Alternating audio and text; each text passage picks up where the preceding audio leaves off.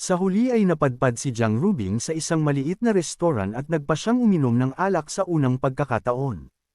Habang unti-unting umiinit ang kanyang katawan dahil sa tama ng alak ay saka lamang niya naunawaan kung bakit tinatawag itong alak ng dalamhati sapagkat lalo lamang nitong inilalabas ang sakit at kalungkutang pilit niyang ikinukubli sa kanyang puso. Bigla namang may umalingaw na isang malinaw at masayang tawa sa loob ng restoran. Kasabay nito ay may isang tinig na nagsabing ang ugat ng labis na pag-aalala ng mga tao ay dahil sa hindi nila agad makalimutan ang nakaraan. Gayunpaman ang paglalasing upang takasan ang katotohanan ay hindi kailanman magiging tunay na solusyon.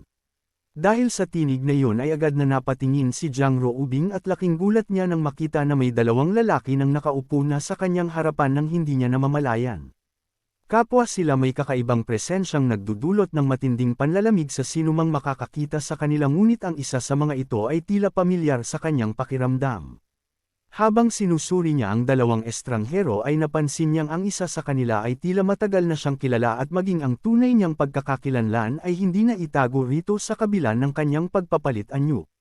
Nabanggit pa nito na nagkita na sila 3 taon na ang nakalilipas nang makipagkita ang kanyang mga magulang sa City Lord ng lungsod para pag-usapan ang isang malaking oportunidad. Hindi naman nagtagal ay naalala rin ni Jiang Rubing kung sino ang binata kaya tinawag niya ito sa pangalang Tang Jia na siyang batang sect master ng 4 Extreme Sect na minsan na nga niyang nakilala ilang taon na ang nakalipas. Napatawa naman si Tang Jia sa narinig niya at pagkatapos nun ay sinabi niyang mukhang hindi pa nalalaos ang kanyang pagiging young master gayong mabilis pa rin siya na matindaan. Matapos makilala ang isa't isa ay mabilis na napunta ang usapan sa nalalapit na paligsahan at lantaran na tinanong ni Jiang Rubing kung naparito rin ba raw si Tang Jia para makilahok doon. Ipinahayag naman agad ni Tang Jia na matagal na niyang nais subukan ang lakas ng mga kilalang prodigy sa mundo kaya kahit hindi niya raw maitatago na gusto niya rin na sumali. Pero hindi raw kasi yun ang kanilang pakay sa pagpunta sa Red Moon City kaya makakaasa daw si Jiang Rubing na hindi na siya dadagdag pa sa kaguluhan ng paliksahan. Wala naman naging reaksyon si Jiang Rubing sa mga sinabi ni Tang Jia pero bigla na lamang itong humingi ng tulong dito na itakas siya. Sarkastiko pa nitong sinabi na dahil young master daw si Tang Jia ng isa sa pinakamakapangyarihang puwersa sa kontinente ay siguradong may paraan nito na mailabas siya ng pasikreto. Nagulat naman agad si Tang Jia sa hiling ni Jiang Rubing kaya agad niya itong tinanggihan sa takot na baka hantingin siya ng buong Red Moon City. Ngunit tila mapilit talaga si Jiang Rubing gayong nagmungkahi pa ito na gawin na lamang siyang bihag upang hindi sila habulin ng kanyang pamilya.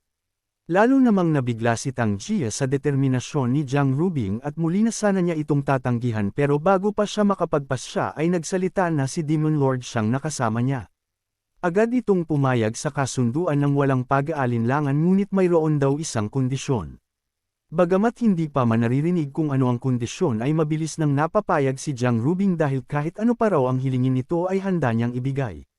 Samantala si Tang Jia naman ay halos mataranta na sa isang gilid gayong alam niya kung gaano kadelikado ang gustong mangyari ni Jiang Rubing at siguradong makakalaban nila ang buong Red Moon City.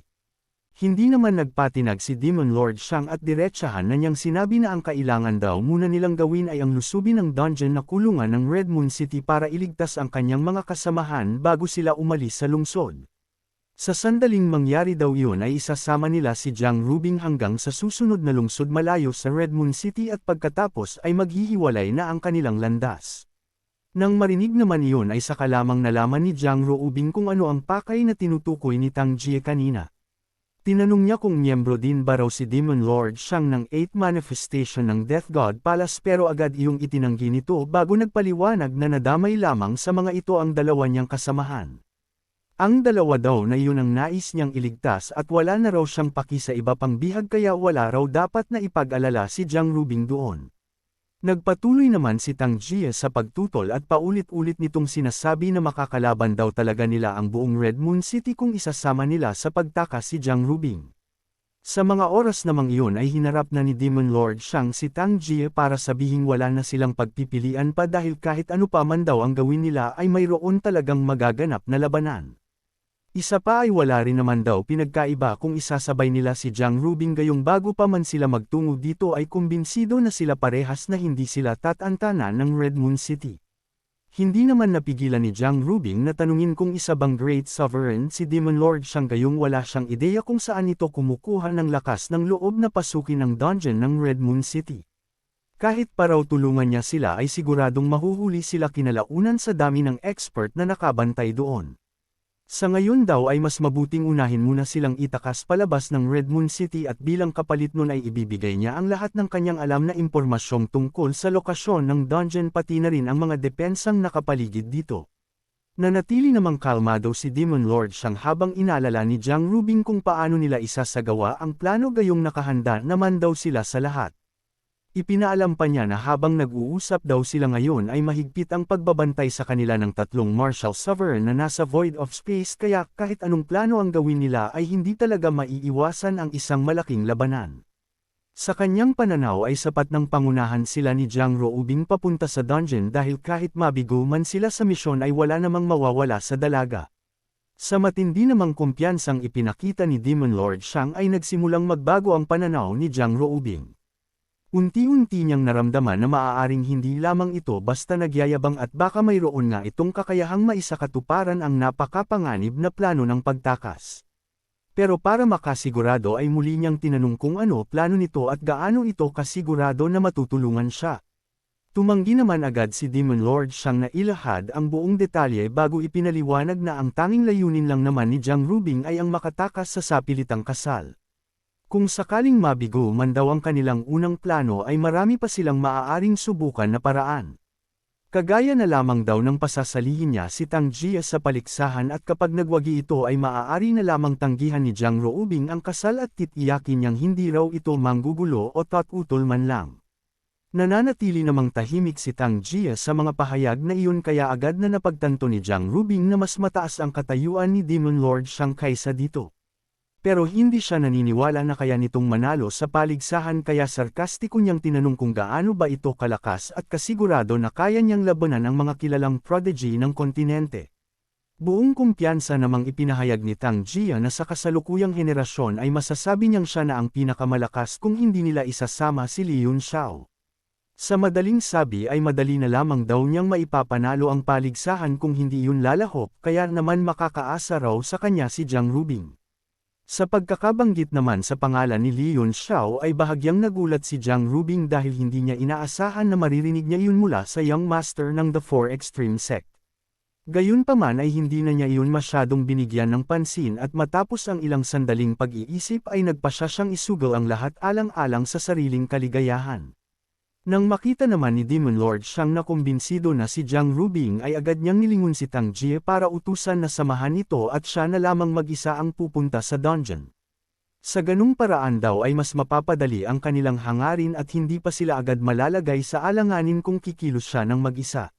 Masaya ring tinanggap ni Tang Jia ang tungkuling iyon at saad pa niya na matagal na talaga niyang nais makaharap ang pinakamatitinding prodigy mula sa iba't ibang rehiyon at ngayong may pagkakataon na siya ay hindi niya ito papalampasan.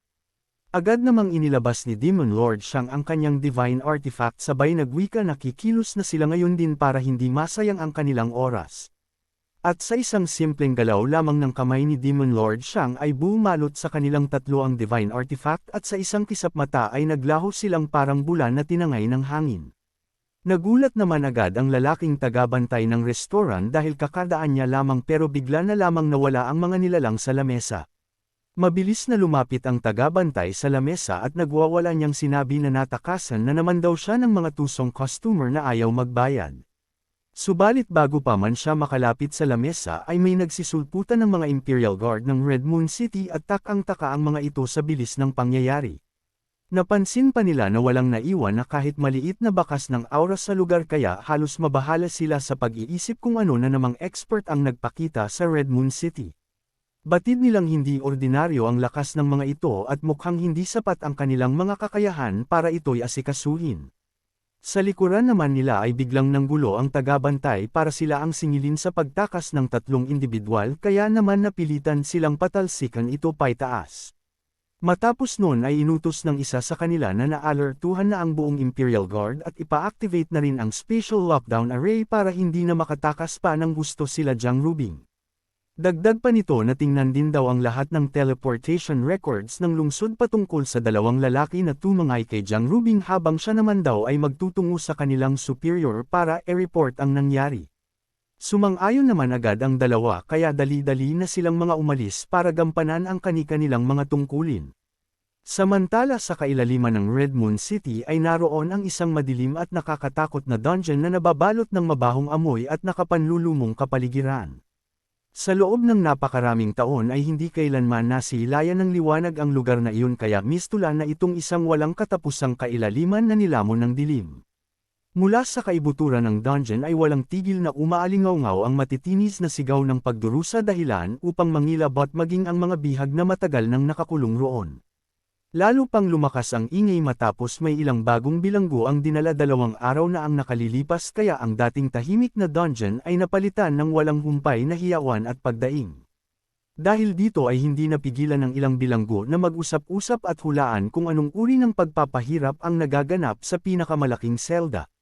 May ilan pang nagbiro na baka mga halimaw na ang nakakulong doon dahil hindi pangkaraniwan ang mga sigaw na kanilang naririnig.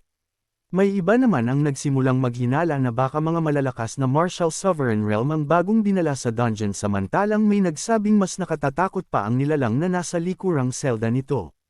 May mga nakarinig din noon pa man ng usap-usapang may isang 9-star Martial Sovereign na ikinulong sa pinakamalalim na bahagi ng dungeon at paminsan-minsan ay naglalabas ito ng nakapangangilabot na aura. Dahil dito ay lalo lamang lumalim ang pagkalito ng lahat sapagkat batid nilang ang bawat bilanggo sa dungeon iyon ay nawawala ng buong cultivation sa sandaling makulong at nagiging ordinaryong tao na lamang dahil sa kakaibang restriction ng lugar. Habang patuloy silang nag-uusap ay muling umalangaw-ngaw ang isang nakapangangilabot na sigaw mula sa loob ng malaking selda at pagkatapos nun ay ang sunod-sunod na tunog ng pagsusuka na lalong nagdagdag sa pagtataka ng lahat. Sa loob mismo ng selda ay halos maubos naman ang lamang tiyan ni Little 8 sa kaiyak at kasusuka. Nanginginig siyang nakatitig kay Li habang ang buong katawan naman ng isang bilanggo ay namimilipit sa sahig at halos walang saplot. Duguan din ang butas sa likurang bahagi ng katawan nito dahilan upang mas lalong sumama ang sikmura ng sinumang makakakita sa kanyang kalagayan. Sa nakagigimbal na tanawing iyon ay hindi na naman napigilan ni Little Mai na ang muling pagsusuka at sa isip niya ay same time siyang nangakong hindi na muling makikipagsapalaran kasama si Lee kahit ano pa ang mangyari. Sa kabilang banda ay nanatiling kalmado ang matandang si Bachanghe at tila sanay na sa mga ganitong eksena. Sa halip na mabahala ay pinayuhan pa nito ang binata na darating din ang panahong wala na siyang ikagugulat kapag mas marami na siyang naranasan sa mundo. Kasabay nito ay tahasan din itong ipinahayag na kung walang darating na tutulong sa kanila ay ang tanging pag-asa na lamang nitong makalaya ay ang Great Creation Yin-Yang Secret Art ni Li. Huminga ng malalim si Li habang nananatiling madilim ang kanyang mukha dahil pakiramdam niya ay kulang pa rin ang kasalukuyan niyang lakas. Kung makakahanap lamang siya ng isang mas makapangyarihang Martial Sovereign Realm sa lugar na ito ay malaki ang posibilidad na mabasag na niya ang mahiwagang puwersang sumasakal sa buong dungeon at tuluyang maibalik ang kanyang tunay na kapangyarihan. Dahan-dahan niyang inilibot ang tingin sa buong selda at sa isang sulyap pa lamang ay nagsiksikan na sa mga sulok ang lahat ng bilanggo habang nanginginig sa matinding takot. Nang mapansing wala ni isa mang kusang handang magsakripisyo ay malamig na nagpasya si Li na isa-isahin na lamang ang mga bilanggo. Unti-unti siyang lumapit sa grupo dahilan upang mawalan ng pag-asa ang lahat. Ang iba ay lumuhod at nagmakaawa habang ang ilan na may halos mawalan ng lakas sa sobrang takot at bumagsak na lamang sa sahig. Ngunit bago pa man siya tuluyang makapili ng susunod na biktima ay biglang bumukas ang mga mata ni Master Li at agad nitong sinabi na dumating ang magliligtas sa kanila. Pero sa halip na matuwa ay biglang nagdilim ang mukha ni Li at halos manginig sa galit. Doon niya lamang nalaman na may mga taong darating pala upang iligtas sila ngunit hindi man lamang siya nabigyan ng babala kaya napilitan siyang gamitin ang pinakamapanganib at pinakanakakadiri na paraan para makaligtas. Halos mawalan siya ng malay sa sobrang inis sapagkat matagal na niyang pilit kinakalimutan ang masasakit na alaalang dulot ng kanyang cultivation technique. Noon pa man ay unti-unti na iyong binubura ng kanyang divine art ngunit dahil sa sitwasyon ay napilitan siyang muling gamitin ang teknik na iyon upang makawala sa restriction ng dungeon. Hindi naman napigilan ni Little 8 ang matuwa nang marinig ang balitang may darating na tutulong sa kanila kaya agad itong nagtanong kung sino ang paparating. Ngunit hindi pa man natatapos ang tanong ay biglang may malamig na tinig na sumagot mula sa hangin. Kasabay nito ay lumitaw sa loob ng selda ang isang bilog na divine artifact na naglalabas ng makapangyarihang daw aura at mula roon ay dahan-daang nabuo ang anyo ni Demon Lord Shang. Agad namang tumayo si Master Li upang salubungin ito at hindi maitago ang kanyang pagkagulat dahil hindi niya inaasahang personal itong darating sa dungeon. Maging si Little 8 ay hindi rin makapaniwala sapagkat batid nitong nababalot ang buong lugar ng kakaibang restriction kaya imposibleng basta na lamang makapasok ang kahit sinong eksperto rito. Hindi naman nag-aksaya pa ng oras si Demon Lord Shang at kaagad niyang ipinatawag ang dalawa niyang kasamahan para maghanda na umalis. At pagkatapos ay casual lamang siya na gumuhit ng isang bilog sa hangin at sa loob ng ilang sandali ay lumawak yun at naging isang pintuan patungo sa labas ng dungeon. Matapos makatanggap ng utos ay agad na isinama ni Master Li si Li na nooy nananatili pa ring nagngingit-ngit sa galit. Hindi makapaniwala ang lahat ng bilanggo sa kanilang nasaksihan kaya sabay-sabay silang nagsiksikan patungo sa lagusan habang nagmamakaawang isama rin sila sa pagtakas. Ang ilan ay nangakong habang buhay na tatanawin ang kabutihang iyon bilang pangalawang buhay samantalang ang iba na may handang gawin ang kahit anong utos basta makaalis lamang sa nakakatakot na kulungang iyon. Ngunit sa isang mahinang pitik lamang ng daliri ni Demon Lord Shang ay nagsimulang magsara ang lagusan. Dahil dito ay nagmamadaling sumigaw si Little 8 habang inaalalayan nila ni Bachanghe ang halos wala ng malay na si Dongmen Yuan. Gayunpaman ay nanatiling kalmado si Demon Lord Shang at walang pakialam na ipinaalam na sina Li at Li lamang ang sadya niyang iligtas sapagkat wala naman siyang dahilan upang iligtas ang iba pang mga bilanggo. Unti-unti nang naglaho ang kanyang anyo kasama ang divine artifact kaya napamura na lamang si Little 8 sa sobrang pagkainis at nangakong paghihigantihan ito balang araw. Subalit halos malaglag ang panga niya nang muling mabuksan ang espasyo at biglang bumalik si Demon Lord Shang sa kanilang harapan. Kaagad namang nagbago ang kanyang ekspresyon at pilit nang umiting tila walang nangyari habang sinasabing bagso lamang ng damdamin ang mga naunang sinabi niya at alam niyang hindi sila pababayaan nito. Ngunit umiling lamang si Demon Lord Shang at ipinaalam na hindi siya bumalik upang iligtas ang kahit sino man. Nagkataon lamang na tuluyan nang naisara ang espasyo ng dungeon at dahil doon ay hindi na sila maaaring makalabas gamit ang kanyang divine artifact. Kasabay nito ay tinawag niya sina Master Li at Li at sinabing may isang makapangyarihang eksperto ang paparating kaya kailangan nilang humanda na lumaban. Nagsimula namang manginig si Little 8 sa kanyang narinig gayong kung gaano ay tila lumala lamang ang kanilang sitwasyon dahil natitiyak niyang madidagdagan na naman ang kanilang kaparusahan. Maya-maya pa ay isang malamig na tinig na ang umalingaw sa buong dungeon at kasunod nito ay bumagsak ang isang nakakasilaw na sinag ng liwanag na nagmumula sa isang matandang expert. Ang dumating ay ang isa sa mga makapangyarihang elder ng Red Moon City na si Ruan Fengping at makikita sa ekspresyon nito na hindi niya nagustuhan ang ginawang pagtatangka nila Demon Lord Shang. Nananatili namang kalmado si Demon Lord Shang sabay mahinahon nitong sinabi na wag na nilang palalain ang sitwasyon at hayaan na lamang siyang kunin ang dalawa niyang kasamahan. Isa pa ay wala din naman daw mawawala sa Red Moon City kung mayroong dalawang bilanggo gayong makakabawas nga ito sa pagsikip ng dungeon. Sarkastiko namang tumugon si Ruan Fengping kung saan hindi siya pumapayag sa gustong mangyari ni Demon Lord Shang dahil napakaluwag pa nga raw ng kanilang dungeon. Dagdag pa niya na dahil dalawa ang pinagtangkaan na iligtas ni Demon Lord Shang ay apat naman ang kanyang dadakpin bilang kapalit. Matapos sabihin ang mga salitang iyon ay malamig na tiningnan ni Ruan Fengping si Demon Lord Shang sabay pinagsabihan itong ikinukonsidera niyang bugbugin ito hanggang sa mawalan ito ng malay at malaya niyang mailambitin sa gitna ng lungsod bilang babala sa lahat. Napailing na naman agad si Demon Lord Shang sa mga pahayag sa kanya pero nananatili pa rin siyang walang emosyon habang sinasabing wala talaga itong awa.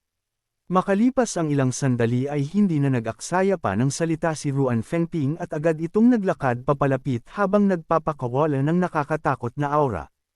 Hindi naman nagpahuli si Demon Lord Shang at mabilis na tinaputan ang aura ni Ruan Fengping kaya naman nabalot ang buong lugar ng kanilang mga presensya. Samantala sa loob ng Bright Moon Pavilion ay naruroon pa rin si Leon Xiao habang tinatanggap ang inheritance sa gitna ng trono. Pero biglang naramdaman ni Ning Qiu na mayroong kaunting pagbabago sa aura ni Leon Xiao kaya dahan-dahan na siyang lumapit habang tinitingnan kung ano ang nangyayari dito. Sa hindi naman inaasahan na pagkakataon ay biglang bumagsak ang mga trono sa lapag at kasunod nun ay nawala na rin ang liwanag sa katawan ni Li Yunxiao kaya mukhang tapos na raw ang pagtanggap nito ng inheritance. Hindi rin nagtagal ay dahan-dahan na iminulat ni Li Yunxiao ang kanyang mga mata at sa mismong sandaling iyon ay biglang nagbago ang kanyang tindig. Ang dati niyang mahinahong presensya ay napalitan ng merengal na aura ng isang tunay na Grandmaster kaya maging si Ningqiu ay bahagyang natigilan sa biglaang pagbabagong iyon. Ngunit sa unang tingin pa lamang niya nang magmulat ang kanyang mata ay sinalubong na siya ng mapanuring titig ni Ningqiu. Ang matatalim na mata nito ay nakatuon ng direkta sa kanya na tila kayang silipin maging ang pinakamalalim niyang lihim. Kaagad na kumunat ang noo ni Yunxiao at walang pag-aatubiling nagpakawala ng malakas na spiritual power upang putulin ang kakaibang pagtitig na iyon at doon lamang siya bahagyang nakahinga ng maluwag. Hindi naman napigilan ni Ningqiu na mamangha dahil nagawa ni Yunxiao na putulin ang kapangyarihan ng kanyang mga mata. Sa sumunod na sandali ay bigla niyang iniunat ang dalawang daliri at mabilis na itinarak ang mga iyon patungo sa mga mata ni Yunxiao.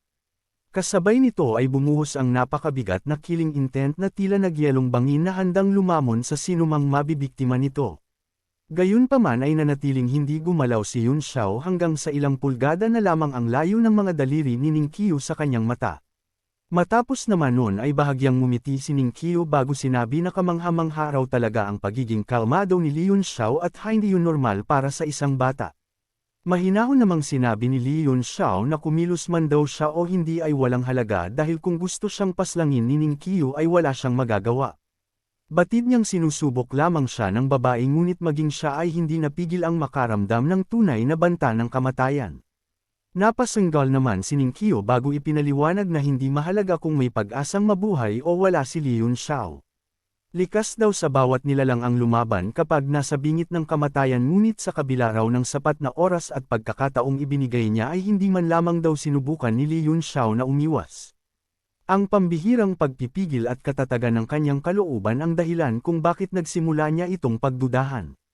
Kasunod nito ay tahasan niyang tinanong kung dapat ba niya itong tawaging Li Yunxiao na City Lord ng Martial Flame City o Gu Yunxiao na mula sa Gu family. Bagamat nanatiling kalmado ang tono ni Ningqiu ay tila binuhusan naman ng malamig na tubig si Li Yunxiao. Nanigas ang buo niyang katawan at hindi niya napigil ang magpakita ng matinding pagkagulat. Sa pagkakataong iyon ay malinaw niyang naunawaan na natuklasan na nito ang kanyang tunay na pagkakakilanlan. Gayunpaman ay mabilis pa rin niyang pinakalma ang sarili at nagkunwaring walang alam sa lahat ng ibinibintang nito. Iginiit niyang hindi niya maintindihan ang mga sinasabi ni Ningqiu at nagtanong pa kung sinusubukan ba siya nitong linlangan. Hindi naman nagpabago ng ekspresyon si Ningqiu. Sa halip ay lalo lamang siyang nakumbinsi sa kanyang hinala habang nakatingin sa pilit na pagpapanggap ni Li Yunxiao. Ipinaliwanag niyang wala ng dahilan upang itago pa nito ang katotohanan sapagkat kung talagang balak niya itong patayin ay hindi na sana ito nakalabas pa ng buhay sa Red Moon City. Dagdag pa niya na maaaring walang alam ang ibang tao sa katotohanan ngunit batid niyang ang tanging paraan upang makuha ang pamana ng 7 trono ay ang pagtataglay ng Moon Eye.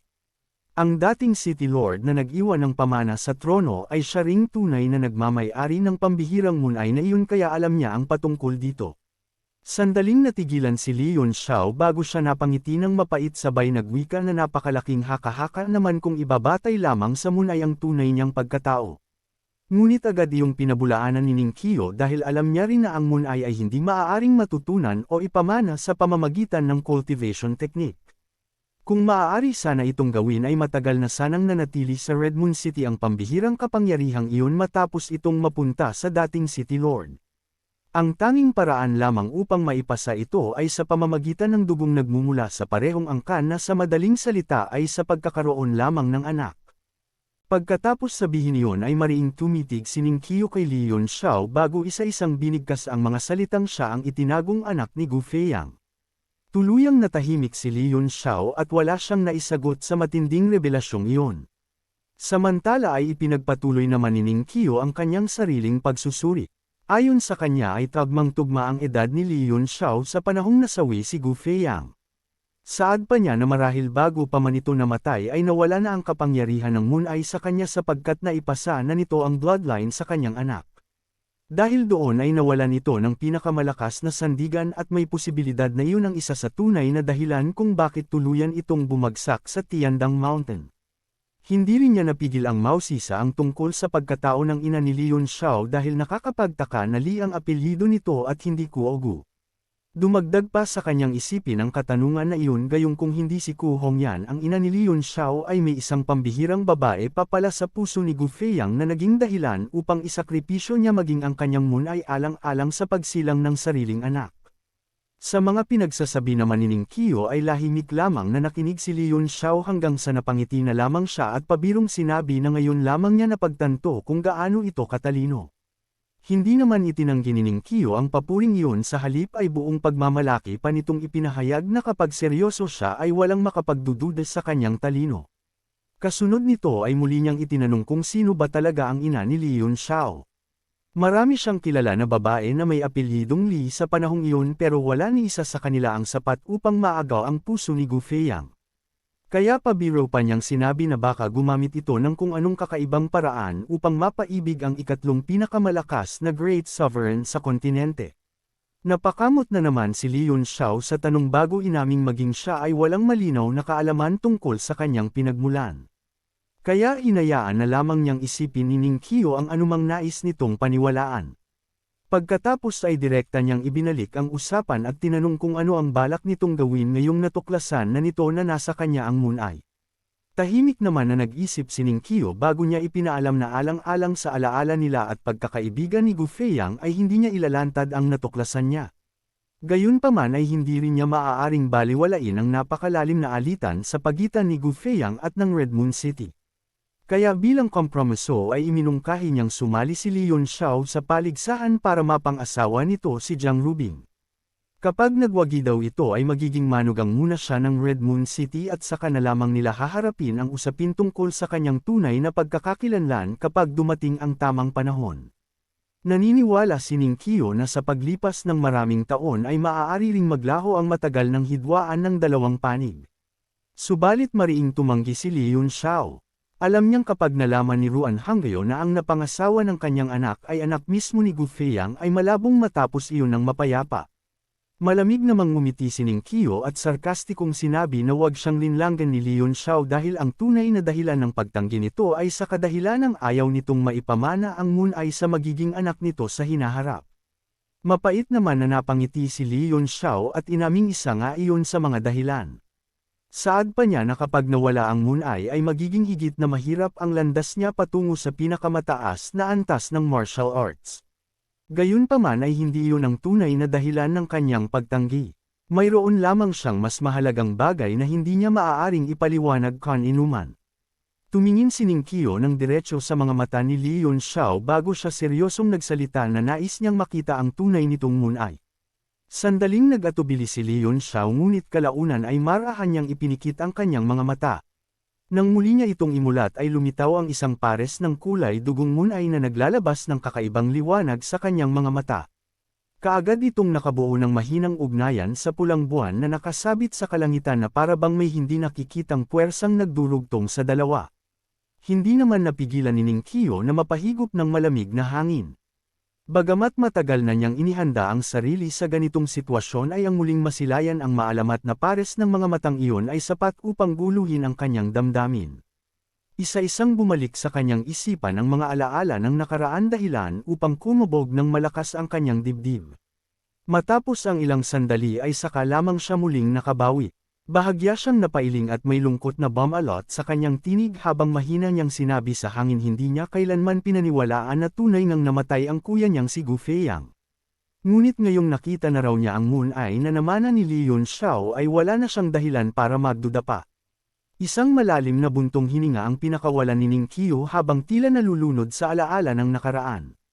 Naalala niya ang mga panahong magkakasama silang lumalaban sa Purple Cloud Peak at hindi niya maiwasang isipin kung ilan na lamang sa kanilang mga dating kasamahan ang nananatiling buhay hanggang ngayon. Nang marinig ang mga salitang iyon ay lihim ding napabuntong hininga si Leon Xiao. Sa isang iglap ay sumagi sa kanyang isip na ihayag na ang kanyang tunay na pagkatao subalit matapos ang maikling pag-aalinlangan ay pinigilan niya ang sarili. Para sa kanya ay mas mabuting kakaunti lamang ang nakaalam ng katotohanan dahil darating din ang tamang panahon na aaminin niya ang lahat. Matapos maibsan ang kanyang emosyon ay muling bumalik sa kasalukuyan si Ning Qiu at agad na ibinaling ang usapan sa pamanang nakuha ni Li Yunxiao mula sa 7 trono. Tinanong niya kung anong martial technique ang nakuha nito mula sa sinaunang pamana. Umiling naman si Li Yunxiao at ipinaliwanag na walang anumang martial technique sa loob ng trono. Sa halip ay naglalaman iyon ng lahat ng kaalaman tungkol sa paghahanap at pagkontrol sa makapangyarihang nilalang na Tianxi. Ayon sa nakasaad sa pamana ay minsang nagkaroon ng pagkakataon ang ancestor ng Red Moon City na makuha ang Tianxi ngunit dahil sa isang maling desisyon ay tuluyan niyang naiwala ang pagkakataong iyon at habang buhay na nagsisi. Dahil dito ay iniwan niya ang lahat ng kanyang natuklasan sa loob ng 7 trono bilang pamana sa mga susunod na henerasyon.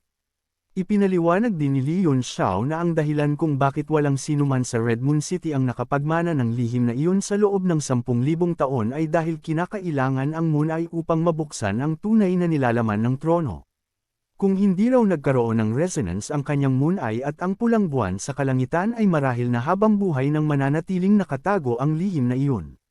Bahagya namang nagulat si Ning Qiu nang marinig ang pangalang Tianxi. Bagamat maraming beses na niya itong nabasa sa mga sinaunang tala ay nananatili pa rin itong isang napakalaking misteryo na nababalot ng makapal na ulap. Umiling si Li Yunxiao at sinabing maging ang ancestor na nag-iwan ng pamana ay hindi rin lubusang naunawaan ang tunay na pinagmulan ng Tianxi pero isa lamang ang malinaw na nakasaad sa pamana. Ang sinumang makakakuha ng Tianxi ay magkakaroon ng pagkakataong maabot ang sukdulan ng martial Dao at tuluyang makapasok sa maalamat na Divine Realm. Higit pa rito ang Moon Eye ang siyang susi upang matagpuan ang Tianxi kaya lubhang napakahalaga nito. Saglit naman na natahimik si Ning Qiu habang pinoproseso ang lahat ng kanyang narinig. At pagkaraan ng ilang sandali ay muling bumalik ang kanyang kalmadong anyo bago niya sinabing sa buong kasaysayan ay napakarami ng alamat tungkol sa pagiging Diyos ngunit wala pang sinuman ang tunay na nakatapak sa Realm of Gods. Gayunpaman ay hindi may kakaila na napakaraming sinaunang bakas ang nagpapatunay na maraming nilalang noong ancient times ang nakaabot sa antas na iyon.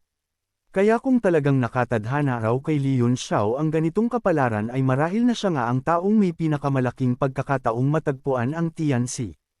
Napangiti naman si Li Yunxiao at hindi napigil ang humanga sa lawak ng pag-iisip ni Ning Qiu gayong kahit narinig na nito ang tungkol sa pagkakataong maging Diyos ay nananatili pa rin itong kalmado at hindi nadadala ng kasakiman.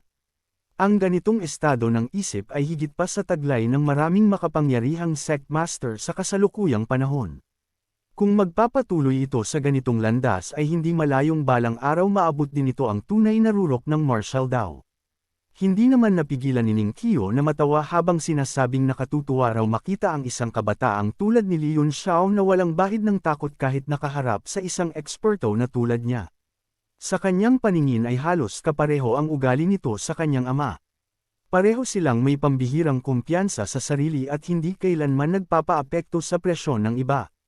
Gayunpaman ay naniniwala siyang higit pa ang talento ni Li Yunxiao kaysa kay Gu Feiyang kaya malaki ang posibilidad na mas mataas pa ang marating nito sa hinaharap. Dahil dito ay muli niyang hinikayat si Li Yunxiao na pag-isipan ang pagpapakasal kay Jiang Rubing. Ipinaliwanag niyang mabuti at mabait na bata ang kanyang alagad at isa rin ito sa mga taong pinakamahalaga sa kanya. Idinagdag pa niyang kahit magpakasal ang dalawa ay hindi naman kailangang gampanan nila agad ang tungkulin bilang mag-asawa. Maaari nilang hintayin ang araw na hindi na nakadepende ang Moon Eye sa bloodline bago nila isipin ang pagkakaroon ng sariling pamilya. Sa mga sinabi naman ni Ning Qiu ay mapait lamang na napangiti si Li Yunxiao bago ipinaliwanag na marami pa siyang mabibigat na responsibilidad na kailangang unahin kaya wala pa sa isip niya ang mga ganoong bagay. Para sa kanya ay sapat ng ipaubaya sa tadhana kung anuman ang mangyayari sa hinaharap. Sa mga pahayag na iyon ay napabuntong hininga na lamang si Ning Qiu at hindi maiwasang maawa kay Jiang Rubing. Sa kanyang isip ay napakahirap ng kapalaran nito at maging siya ay hindi alam kung sino ang tunay na makakatuluyan nito balang araw. Napangiti naman si Li Yunxiao at sinabi niyang malabong mangyari ang mga bagay na iyon sa ngayon. Batid niyang sa ugali ni Jiang Rubing ay hindi madaling makatagpo ng lalaking tunay na makakapagpaamo rito. Pagkatapos noon ay nagpahayag siya ng pasasalamat kay Ning Qiu. Malaki raw ang naging pakinabang ng kanyang pagpunta sa Red Moon City dahil bukod sa natagpuan niya ang kailangan ay nakilala rin niya ang isang taong maituturing na kaibigan ng kanyang ama. Sa isip-isip naman niya dahil nakuha na niya ang East Sea Moon Pearl ay nais na muna niyang humanap ng ligtas na lugar upang asikasuhin ang demonyong naninirahan sa loob ng kanyang katawan. Nang naman marinig yun ay bahagyang nagulat si Ninkyo at tinanong kung bakit kailangan pa niyang umalis gayong may isang buwan pa bago magbukas ang Everlasting Earth. Sa kanyang pananaw ay mas makabubuting manatili muna si Leon Xiao sa Red Moon City dahil isa iyon sa pinakamagagandang lugar para sa cultivation sa buong kontinente. Ngunit magalang na tumanggi si Leon Xiao. Aminado siyang napakayaman ng spiritual chi sa Red Moon City subalit isa rin itong lugar na puno ng alitan at lihim na tunggalian. Habang tumatagal ay lalo lamang lumalalim ang kaguluhang bumabalot dito kaya ayaw na niyang madamay pa sa mga suliraning iyon. Ipinaliwanag din niyang kailangan pa niyang tuparin ang isang pangako kay Jiang Rumei bago magtungo sa iba pa niyang destinasyon. Pagkatapos lamang noon ay saka siya babalik upang hintayin ang pagbubukas ng Everlasting Earth. Tumango naman agad si Ninkyo bilang pagsang-ayon at sinabi niyang napakarami ring pinagdaanan ni Jiang Rumei kaya umaasa siyang tutulungan ito ni Leon Xiao. Kasabay nito ay inatasan niya itong mag-ingat sa kanyang paglalakbay. Ipinaalala rin niyang naging matalik na kaibigan niya noon si Gu Feiyang kaya maaari siyang ituring ni Leon Xiao bilang kanyang tiyahin. Kung sakaling magkaroon siya ng anumang problema ay maaari siyang bumalik anumang oras sa Red Moon City upang humingi ng tulong sa kanya. Kasunod nito ay inilabas niya ang isang berdeng na jade pendant at iniabot iyon kay Leon Xiao. Ipinaliwanag niyang may nakapaloob na hibla ng kanyang divine sense sa loob nito kaya kapag dinurog niya ang jade pendant ay agad niya itong mararamdaman at makakarating siya sa pamamagitan ng void travel sa pinakamaikling panahon. Hindi naman napigilan ni Leon Xiao na makaramdam ng init sa kanyang puso. Magaan siyang ngumiti at tinanggap ang jade pendant bilang pasasalamat. Bagamat hindi sila madalas magkita ay batid niyang ang ugnayang iniwan ng kanyang ama kay Ninkyo ay hindi kailanman naglaho sa paglipas ng panahon.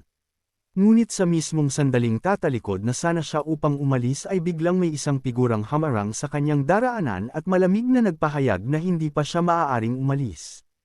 Ang bagong dating ay walang iba kundi si Ruan Yuanzi. Bahagyang kumunat ang noo ni Ninkyo at agad niyang ipinaliwanag na walang anumang martial technique na naiwan sa loob ng 7 trono at maaari niya iyong patunayan. Gayunpaman ay umiling lamang si Ruan Yuanzi at sinabing hindi iyon ang dahilan ng kanyang pagpunta. Ipinaalam niyang tuluyan ng nasira ang Golden Lock Talisman Array at kasabay nitong naglaho ang Neon Stone kasama ang 3 magkakapatid na Go. Sa impormasyon namang iyon ay labis na nagulat si Ninkyo kaya agad na nagdilim ang kanyang mukha habang nagtatanong kung ano ang nangyari. Pero sa halip na sumagot ng diretsyo ay mariin munang tumitig si Ruan Yuanzi kay Leon Xiao at ipinaliwanag na ayon sa salaysay ni Ruan Ziling ay ito lamang ang tanging taong nakaalam sa tunay na nangyari. Wala namang napagpilian si Leon Xiao kundi ikwento ang ilan sa mga detalye ng nangyari kaya hindi muna siya nakaalis pansamantala. Pero nang matapos magkwento ni Leon Xiao ay bigla siyang idiniin ni Ruan Yuanzi na parabang siya ang may kasalanan sa lahat. Dahil doon ay napatawa si Leon Xiao sabay napasabi na napakahangal daw talaga ng mag-ama dahil nang mabaigo ang anak sa masama nitong plano sa kanya ay ngayon naman mismong si Ruan Yuanzi ang pilit na ipinapakita na siya ang may kasalanan sa pagkawala ng Neon Stone. Hindi rin niya napigil ang kutsain ng Ruan family at sarkastinong nagtanong na bukod sa pambihirang lakas nito ay parang maging ang paraan nila ng pangangatwiran ay tunay ding pambihira. Dahil dito ay bahagyang namula ang mukha ni Ruan Yuanzi sa sobrang hiya. Batid niyang may katwiran ang sinabi ni Leon Xiao ngunit hindi pa rin siya umatras. Sa mahinang tinig ay iginiit niyang anuman ang sabihin ni Leon Xiao ay hindi pa rin daw nito maaalis ang hinalang may kinalaman ito sa pagkawala ni Neon Stone. Sa pagkakataong iyon ay seryoso ring nagsalita si Ninkyo. Ipinaliwanag niyang napakahalaga sa kanya Neon Stone sapagkat may kaugnayan ito sa buhay at kamatayan ng kanyang ama. Anuman ang mangyari ay kailangan nila itong mahanap kahit pabaliktarin nila ang buong Red Moon City. Bahagya namang nagulat si Leon Xiao nang marinig na may kaugnayan pala ang pagkawala ng dating City Lord ng Red Moon City sa Neon Stone. Kaya agad siyang nagpadala ng voice transmission kay Ninkyo at ipinaalam na ligtas sa kanyang mga kamay ang Neon Stone subalit hindi pa lamang niya ito maaaring ilabas sa ngayon. Pero nangako siyang kapag nagbukas ang Everlasting Earth makalipas ang 1 buwan ay personal niya itong ibabalik kaya walang dapat na ipag-alala sila patungkol doon. Bahagyang napaisip naman si Ning Qiu bago siya marahang tumango senyales ng kanyang pagpapahintuloy kay Leon Xiao at sapat na iyon upang ipakita ang lubos niyang pagtitiwala dito. Nang makita naman iyon ni Ruan Yuanzi ay lalo siyang nagtaka ngunit bago pa siya makapagsalita ay isang bagong figure ang mabilis na dumating. Pagdating pa lamang nito ay agad itong nagulat nang may pag-aalala na nawala ng tuluyan si Jiang Ruobing. Natigilan naman ang lahat sa balitang iyon. Muling naging seryoso si Ning Qiu at hindi makapaniwalang nagtanong kung paano nangyari iyon. Kilalang kilala niya ang kakayahan ni Jiang Ruobing kaya imposible raw na basta na lamang itong mawala sa ilalim ng mahigpit na pagbabantay nila. At kung tunay ngang nakatakas ito ay nangangahulugan lamang na kailangang palitan na ang namamahala sa seguridad ng lungsod dahil hindi ito makakapagkatiwalaan. Ang bagong dating ay si Ning Hangfeng at kinakabahan siyang pinagpawisan habang ipinaliwanag ang buong pangyayari. Ayon sa kanya ay nagtungo si Jiang Ruobing sa teleportation formation sa tarangkahan ng lungsod upang umalis ngunit agad siyang napigilan ng mga Imperial Guard.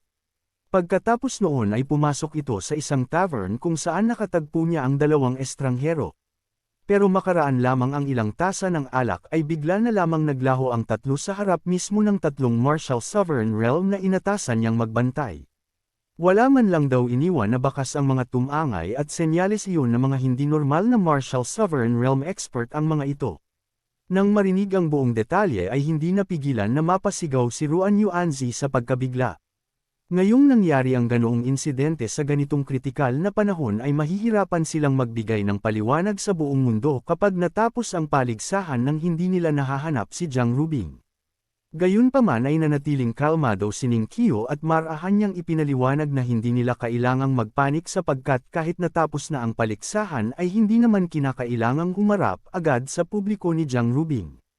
Dagdag pa niya na anumang movement technique ang gamitin ng kalaban ay tiyak na may maiiwan pa ring bakas kaya kailangan lamang na isa sa kanila ni Jiang Churan ang tumingin dito. Pero kung wala talaga silang matagpuan na bakas ay nangangahulugan lamang na ang 2 estrangherong kasama ni Jiang Ruobing ay mga tunay ng makapangyarihang expert. Higit pa rito ang labis niyang ikinababahala ay ang kaligtasan ni Jiang Ruobing sa kamay ng mga hindi pa kilalang individual. Agad niyang iniutos na buhayin ang City Protection Array at magpadala ng mga eksperto sa lahat ng tarangkahan ng Red Moon City. Mula sa sandaling iyon ay maaari lamang pumasok ang sinuman sa Red Moon City ngunit walang papayagang lumabas na kahit sino. Pagkatapos ay hinarap niya si Ruan Yuanzi at sinabing mayroon na siyang plano tungkol sa Neon Stone kaya maaari na nitong hindi problemahin iyon. Hiniling rin niya na magpadala ng mga tauhan ang Ruan family upang tumulong sa paghahanap kay Jiang Ruobing dahil iyon ang prioridad nila ngayon. Sandali namang napatitig si Ruan Yuanzi kay Leon Xiao bago tumango. Dahil si Ning Qiu na mismo ang nagsalita ay wala na siyang dahilan upang mag-alinlangan kaya agad na lang niyang ipinangakong magpapadala ng mga tao upang halughugin ang buong Red Moon City. Pagkatapos sabihin iyon ay sabay silang naging 2 sinag ng liwanag ni Ning Hangfeng at mabilis na naglaho sa lugar. Pagkaalis ng dalawa ay nagsalita rin si Leon Xiao at sinabi niyang wala rin naman siyang maitutulong sa paghahanap kay Jiang Ruobing kaya hindi na niya guguluhin pa si Ning Qiu at aalis na lamang siya. Pumayag naman agad si Ning Qiu at ipinaalala na lang niya na ang Jade Pendant na ibinigay niya ay magbibigay kay Leon Xiao ng malayang pagdaan sa mga tarangkahan ng lungsod kahit nakaaktibo ang City Protection Array nito. Umaasa rin siyang tutuparin nito ang pangakong ibabalik sa kanya ang Neon Stone pagkalipas ng 1 buwan kaya magkita na lang daw sila ulit sa panahon na iyon. Ngumiti lamang si Leon Xiao at mariing nangakong gagawin niya iyon. Sa sumunod naman na eksena sa halip na dumiretso palabas ng Red Moon City si Leon Xiao ay mabilis siyang nagtungo sa tournament arena. Determinado siyang makuha ang misteryosong bakal na naglalaman ng True Demon Dharma form kay Ruan Zimao kaya plano niyang makipag-usap dito. Pero habang nagmamasid si Leon Xiao ay bigla siyang natigilan nang makita ang isang pamilyar na mukha sa gitna ng napakaraming tao. Si Tang Jia ng 4 Extreme Sect ang kanyang nasal ayan kaya bahagyang naging seryoso ang kanyang ekspresyon habang tinitingnan ang sitwasyon. Mabilis naman na pumasok sa kanyang isipan na maaaring naparito ito upang sumali sa paligsahan para sa kasal ngunit kasabay nun ay sumagi din sa kanyang isip ang isa pang posibilidad. Dahil sina Master Li at Li Yi ay nakakulong pa rin sa dungeon ay tiyak na alam na rin ni Demon Lord Shang at ng iba pa ang kanilang kalagayan. At batay sa ugali ni Demon Lord Shang ay malamang nasusubukan nitong iligtas ang dalawa kaya mag-isa na lamang niyang nakikita ngayon si Tang Jia. Wala namang nakaalam kung ano na ang mga plano ng grupo ngunit para kay Leon Xiao ay maaaring ito na ang pinakamagandang pagkakataon upang gamitin ang lakas ng Red Moon City laban sa mga monster race na nahihirapan siyang asikasuhin.